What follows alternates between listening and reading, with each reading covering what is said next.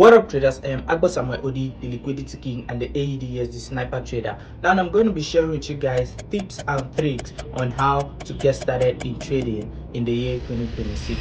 So when I wanted to get involved in the market, I didn't really understand what was going on the chart, right? I had little to no understanding, but these things that I'm going to be sharing in this video helped me and they gave me knowledgeable insight about the financial market. So get a pen and a paper and let's get started. The first is educate yourself, right? Now what it simply means is seeking knowledge. So guys, when I started, I searched for knowledge via Candlestick Bible, Baby Pips and YouTube, right? These were the information I had in my possession, right? Then I started off understanding what Forex is, the participants that trade the financial market, what moves the market, and understand the type of traders in the market and how they speculate price, right? This really helped me because it gave me edge of understanding different currencies, understanding how market moves, and also understanding how traders approach the market at every given price, right? And the second is start with demo trading. Now once you seek knowledge, then you need to understand that you really need to trade on a paper account, which is demo trading, right? Now in demo trading, people don't take it serious, but trust me, that is where it gives you more knowledge on how to trade the financial market. Trading a demo account and a live account, there is just a tiny gap, which is you putting your money on a real account, but the market still moves the same way, right? Regardless of whatever account. So trading with a demo account make you interpret the market better and make your decision in the market more clearer. And the third is start small. Now you need to understand that you don't really need much capital when starting your trading journey, because at that point you're trying to understand the market, understand yourself, and also understand whatever trading concept you pick of personal preference, right? So at that point you really need to find what you can afford to lose in order to trade. So when you start small, it helps you reduce your risk, gain confidence, and in turn you be calm while trading the market. And the fourth is find a trading strategy. Now you need to understand that there are tons of strategy out there, right? We have the SMC, the price action, support and resistance, trend line. We have indicator based traders, and there are also tons of strategy out there that I can't mention, right? Now people's choice of strategy varies on individuals, right? So you need to understand that you need to pick whatever works for you and you believe the concept, just simply learn the strategy and stick with it, right?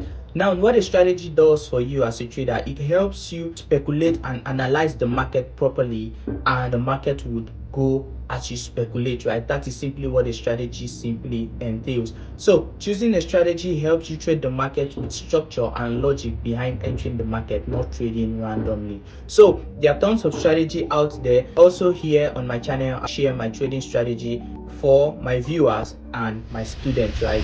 And the fifth is set a clear and realistic goal. Now when you've gotten a trading strategy, then you need to understand that you need to set clear and realistic goals, right? Simply because once you fund an account, you don't want to be trying to 100x the account or 200. No, that's not the proper way trading is being done, right? You need to consider this as a business, and if you have $1,000 account, then you need to understand that you grow by percentage of the account, right? So if you have a target of I have $1,000 and I'm planning to grow it to about 50%, which is about $500, then you work towards that goal and make sure that you attain that goal you've set, right? Now in order for you to trade the market properly, then you need to think in percentage rather than trying to flip the account, right? And the sixth point is use stop loss orders. Now this is very important because setting a stop loss is you having a limit of, if the market does not go in my direction, then at this price point stop me out. And also it's you availing yourself to certain risks for any trade you want to take, right? In cases that market does not go your direction or as you speculated, then you just know you avail yourself to certain rates on your account, and if the market should trade below your entry, then if it gets to that price point, then it automatically stop you out and you simply just lose a certain percent of your account, right? So you always want to be a trader that use stop loss while trading the market.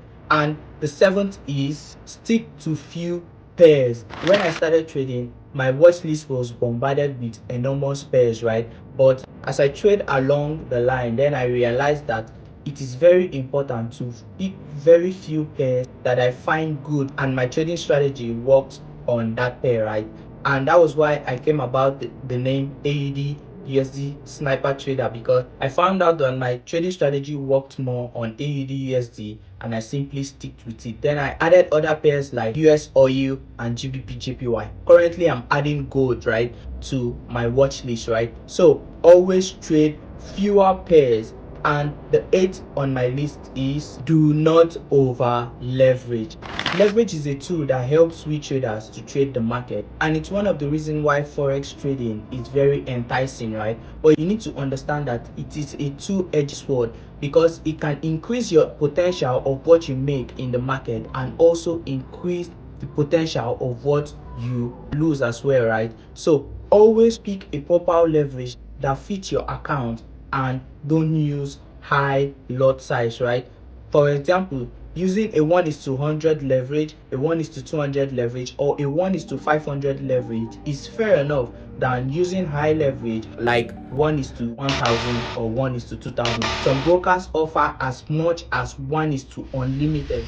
Putting such leverage simply means that it can increase your potential gain while trading the market and also increase your potential loss, because leverage helps you trade with high lot size. And if you're trading with high lot size on a small account, if the market goes against your analysis or how you speculated the market, then you would lose a vast amount of your account, if not all, right? So always use good leverage while setting your trading account. And the 10th point is always ensure proper risk management.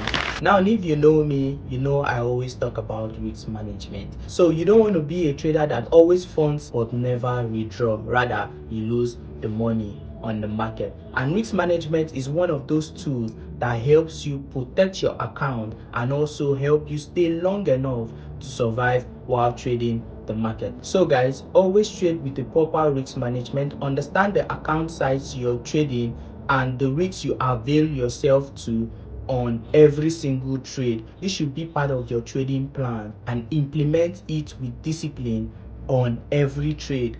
And the next is always trade with the overall trend. The financial market has different structure, right? We have the bullish structure, we have the bearish structure, and we have the sideways or the ranging market structure, right? At every given point in the market, it's either the market is trending or the market is ranging, right? So understanding the structure at which market is at every given point in time helps you as a trader to always make more informed decisions in the market. So always trade in the overall trend of the market. And how do you get the overall trend? Is by looking at the higher time frame, right, to understand the structure and what the bigger participants are doing. Then you trade in that light, because the chances and the probability will be stacked more in your favor if you do just that. The next point is always read market order flow, right? Now you need to understand that in the market we have two participants, which are the buyers and the sellers. And at every given price point, either the buyers are in control or the sellers are in control, right? So understanding and reading order flows is simply looking at the candles, understanding levels, understanding supply and demand. So market order flow helps you spot zones that buyers or sellers might likely engage the market, and with the understanding of market order flow, then it will help you to enter the market at those zones, because the higher probability in those zones for either buyers or sellers is high, right? And also your ability to read candlesticks can also help you read market order flow even more better. And the next point is apply fundamental analysis to your trading, right? Now you need to understand that there are two ways we use to speculate and analyze markets. Number one is VAR technical analysis, where you're using price action indicator and many other concepts to speculate or analyze the chart. And the second is fundamental analysis, where you use the strength of different countries' economy and economical factors and data that push market, like consumer price index, employment rate, and NFPs, right? These are some of the economical data that helps you speculate directional movement on currencies. And with the help of fundamentals, then it also gives you more edge applying it with your technical analysis to speculate price movement. And the next point is learn from your mistakes. Sometimes market behavior may not align to how you speculated price. At that point, you don't really need to hate on yourself or talk down on yourself. What you simply need to do at that point is simply sit down, reanalyze the market. And the questions you need to ask yourself is, were you trading in the market direction? Were you trading the right levels? And were you trading the right session? These questions, if answered rightly, then will help you make more informed decision in the market. So guys, trading is a continuous learning process, right? There will never be a point where you feel you've mastered the market. So your ability to always keep learning from your mistakes will help you trade the market more better and help you avoid losing on the market consistently, right? Now there's a saying in the market that losses are lessons, right? Because in those losses is where you actually learn and become better as a trader.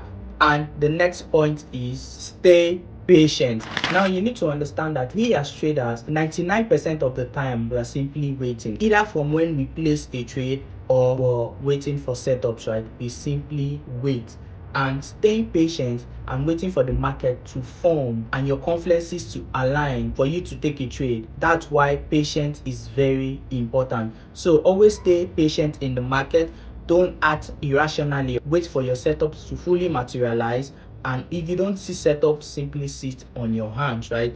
And the next point is stay disciplined. Now discipline is simply you following all your rules that you've set, you understanding and following your trading strategy, having a proper risk management plan, and also trading routine that you follow as well. When all these are set, then all you need to do is to stay true and disciplined to everything you've outlined in your trading plan and strictly follow them, right?